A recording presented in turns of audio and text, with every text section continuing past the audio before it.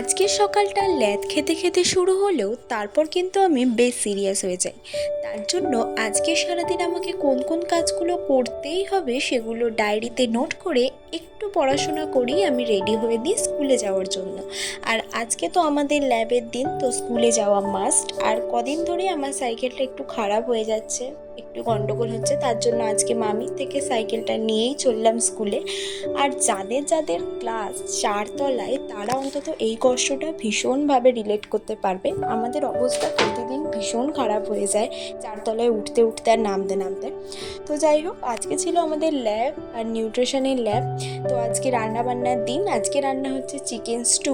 আমরা সবাই মিলে রান্না করছিলাম আর আগে কাটাকুটি করে নিয়েছিলাম, তারপর টিফিন ব্রেকের পর থেকে শুরু হয় আমাদের রান্নাবান্না।